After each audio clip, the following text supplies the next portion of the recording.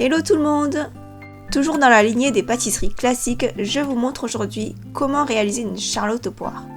C'est le tout premier gâteau que j'ai appris à faire quand j'étais apprentie pâtissière.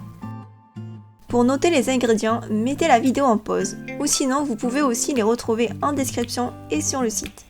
Ce gâteau est composé d'un biscuit cuillère. Nous avons ensuite une bavaroise à la vanille, des poires pochées et de la chantilly. Allez, on est parti pour la recette? Alors tout d'abord, je commence par préparer mes poires. Comme la saison n'est pas encore finie, j'ai opté pour des poires fraîches et bio. De votre côté, vous pouvez prendre des poires au sirop. La recette sera un peu plus rapide parce que les poires sont déjà prêtes à l'emploi. Si c'est votre cas, passez directement à l'étape du biscuit. Référez-vous au chapitre de la vidéo dans la description. Ici, j'ai coupé une poire en petits dés. Je vais les utiliser pour l'intérieur de la charlotte. Et pour la décoration du gâteau, je vais tailler des billes de poire avec une cuillère parisienne.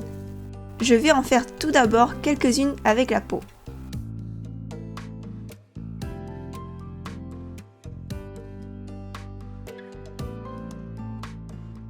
Ensuite, j'épluche la poire pour faire d'autres billes. Pour les épluchures, je vais les garder pour extraire la pectine pour faire un petit nappage. Je vous montrerai dans la suite de la vidéo. Je continue de creuser mes petites boules de fruits.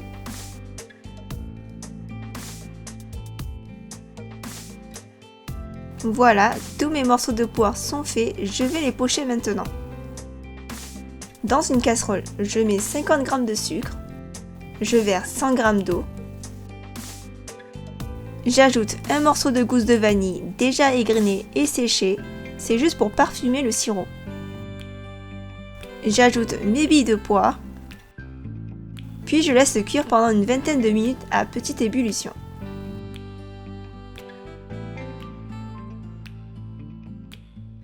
Ici, les billes de poire sont cuites, mais elles restent quand même fermes.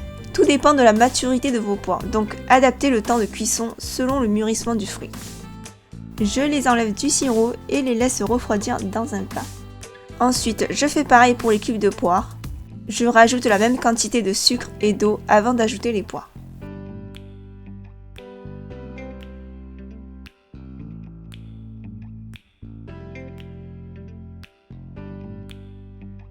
Une fois cuites, je les égoutte et je les laisse refroidir tranquillement. Pour ce qui est du jus, surtout ne le jetez pas, moi je vais le garder pour imbiber mon biscuit un peu plus tard.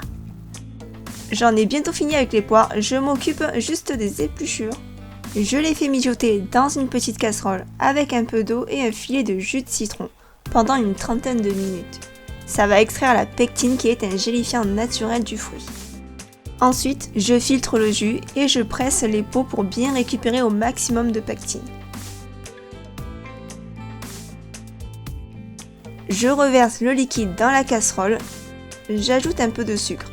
Pour la quantité, c'est vraiment à l'œil. Et je laisse le liquide réduire à petit feu jusqu'à ce qu'il devienne sirupeux.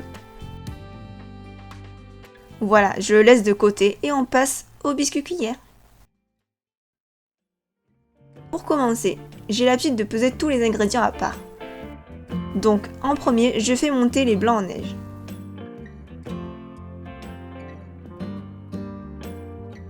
Dès que les blancs moussent, j'ajoute petit à petit le sucre en 2 fois. Ça va aider à serrer la texture des blancs. Pendant que le robot tourne, j'en profite pour tamiser la farine.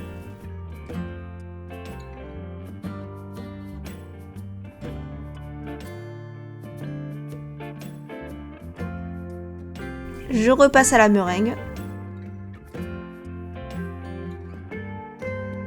Ici on est bon, la meringue est belle et souple, pas grainée et forme une jolie pointe au bout du fouet. J'ajoute les jaunes d'œufs et je redonne à peine quelques tours de fouet en vitesse 1 pour les mélanger.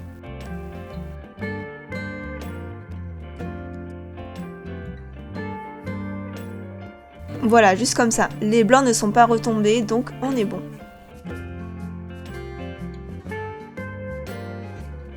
Je remélange juste un petit peu les œufs à la maryse avant d'incorporer la farine.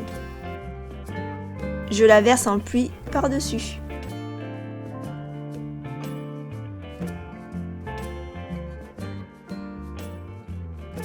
Puis, je mélange délicatement en raclant le fond et les bords de la cuve, tout en retournant la préparation pour bien incorporer la farine dans les œufs. Alors, si j'incorpore la farine en 2 fois, c'est pour éviter les grumeaux et préserver une texture aérienne.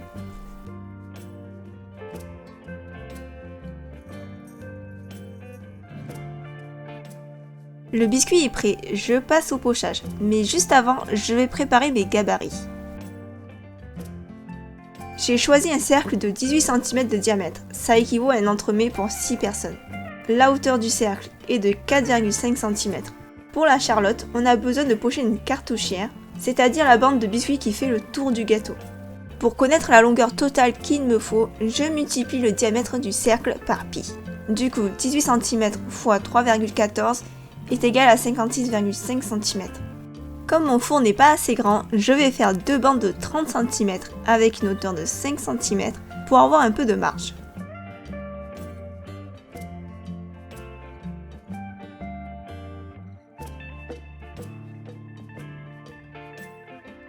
Une fois que j'ai fini de tracer les 2 bandes, je retourne ma feuille pour éviter que le feutre s'imprime sur le biscuit. Et ensuite, j'ai besoin de 2 disques de biscuit, un pour le fond de la charlotte et un pour l'intérieur. Pareil, je retourne ma feuille de cuisson.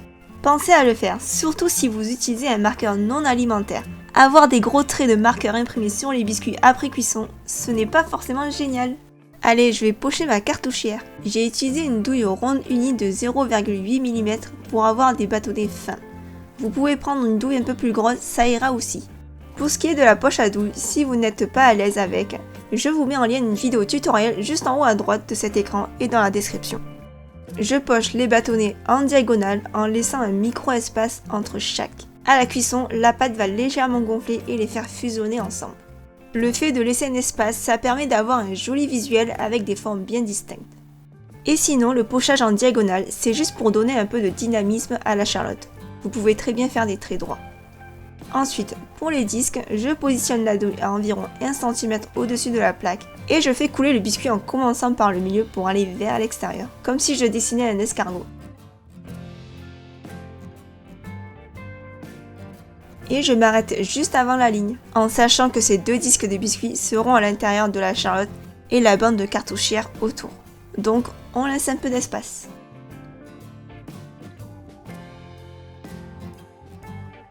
Juste avant de les enfourner, je saupoudre la surface généreusement avec du sucre glace. Et c'est parti pour 15 à 20 minutes de cuisson dans un four préchauffé à 175 degrés. Juste après la sortie du four, pensez à glisser les biscuits sur grille pour les faire refroidir rapidement et éviter qu'ils sèchent. Je passe à présent à la bavaroise vanille. La première chose à faire quand vous avez une recette avec de la gélatine, c'est de la réhydrater dans de l'eau froide. Ensuite, dans une casserole, je verse le lait que je commence à faire chauffer. Je gratte une demi-gousse de vanille que j'ajoute au lait.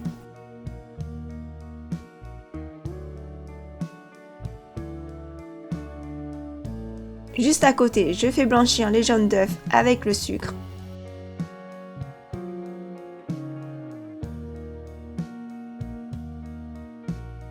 Dès que le lait bout, je le verse sur les jaunes en fouettant la préparation pour éviter la coagulation des jaunes.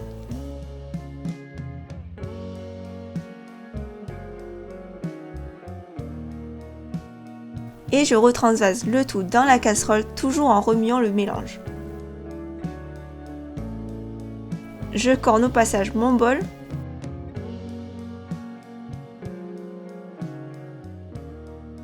Et je cuis la crème jusqu'à 83 degrés. Ici, je vous conseille d'utiliser un thermomètre si vous n'êtes pas à l'aise avec la cuisson d'une crème anglaise. La crème doit légèrement épaissir et rester lisse sans grainer, ce qui veut dire que les œufs ne doivent pas coaguler. Pour vérifier qu'elle est bien cuite, la crème doit napper votre spatule et ne plus couler quand vous passez votre doigt comme ceci. Et enfin, j'ajoute la gélatine que j'ai égouttée.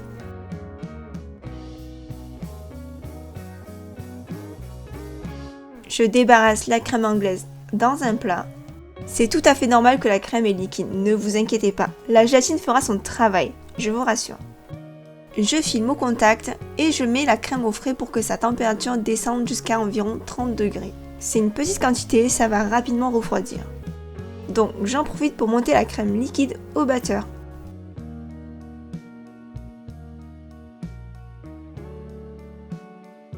Je ne force pas trop sur la crème fouettée. Je veux qu'elle soit baveuse, c'est-à-dire à peine montée. On doit juste deviner les marques de fouet dans la crème. Allez, maintenant on va pouvoir finir la bavaroise vanille. Je verse la crème anglaise dans un récipient. Elle a à peine commencé à figer, sa température est à environ 30 degrés. Je la relisse un petit peu avant d'incorporer 2 cuillerées de crème montée. Je mélange d'abord avec le fouet en partant du milieu vers l'extérieur. J'en profite pour expliquer la texture des deux crèmes. Pourquoi la crème anglaise doit être à 30 degrés et la crème fouettée baveuse. C'est avant tout pour éviter les chocs thermiques. Si la crème anglaise est trop chaude, elle risque de faire fondre la crème fouettée. Et au contraire, si elle est trop froide, la gélatine sera figée et lorsqu'on va incorporer la crème fouettée, on risque d'avoir une bavaroise avec une texture irrégulière pleine de grumeaux. Et pour ce qui est de la crème fouettée, elle doit être baveuse pour faciliter son incorporation. On veut une mousse lisse et soyeuse. Je rajoute le reste de crème montée. Et cette fois-ci, je finis avec la maryse en mélangeant délicatement la préparation. Et voilà, la bavaroise est prête. Elle est très souple, c'est tout à fait normal. Elle va se gélifier petit à petit. Tous les composants de la charlotte sont prêts, on passe au montage. Je place mon cercle sur un carton, je le centre bien. Je prends les cartouchières, je les décolle délicatement.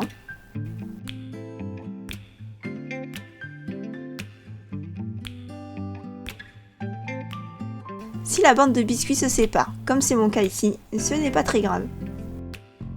Je viens mesurer 4,5 cm pour avoir la même hauteur que mon cercle entremets. Et je taille une ligne droite sur le long. Ce côté-ci sera positionné vers le bas contre le carton, tandis que le côté avec les formes arrondies sera vers le haut. Voilà, comme ça exactement. Je plaque bien le biscuit à l'intérieur du cercle, contre le bord. Pensez à mettre le côté bombé avec le sucre glace vers l'extérieur, de sorte que lorsqu'on décerclera la charlotte, on aura le beau visuel du pochage débâtonné. Ensuite, je positionne un disque de biscuit cuillère au fond du cercle.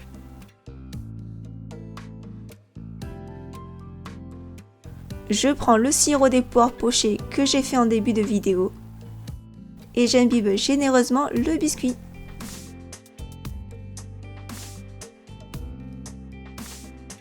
Ensuite, j'ai mis la crème bavaroise en poche pour plus de facilité et je poche un fond de crème.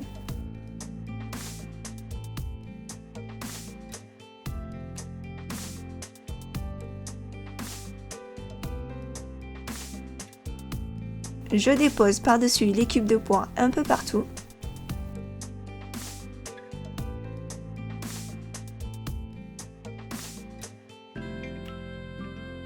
Je recouvre le tout d'une fine couche de bavaroise.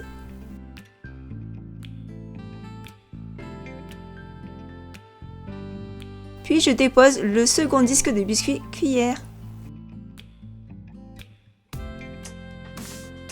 Je l'imbibe à nouveau de sirop.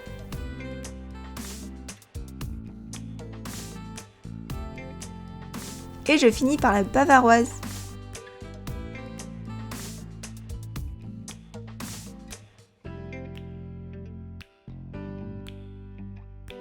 Je lisse le dessus avec une spatule, ce n'est pas grave si la surface n'est pas totalement plate, il y aura la décoration par-dessus.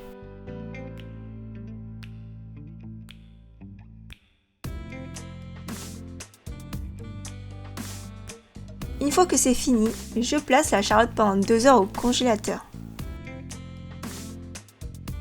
Juste avant de sortir le gâteau, je monte la chantilly. Je verse 200 g de crème liquide à 35% de matière grasse avec 20 g de sucre glace dans mon batteur.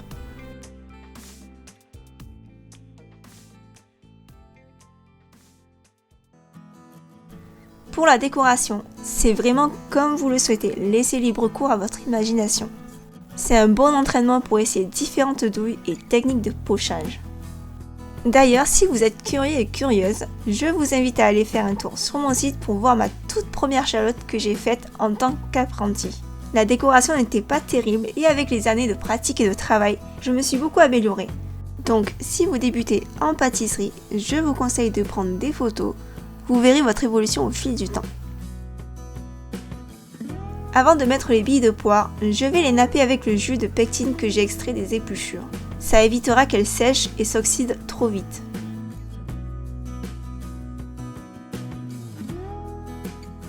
Voilà, les billes sont bien brillantes.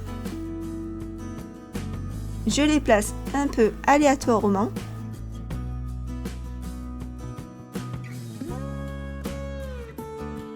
Je finis avec quelques tranches de poire.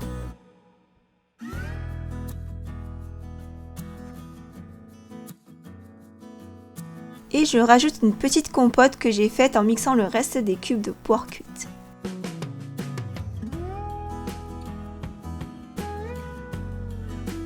J'enlève à présent le cercle entremets.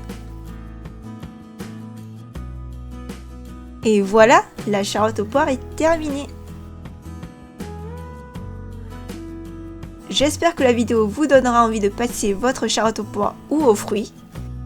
Mettez-moi un petit pouce vers le haut, ça fait toujours plaisir et ça m'encourage. Abonnez-vous et partagez la vidéo si la recette vous plaît. Et je vous dis à très bientôt pour une autre gourmandise.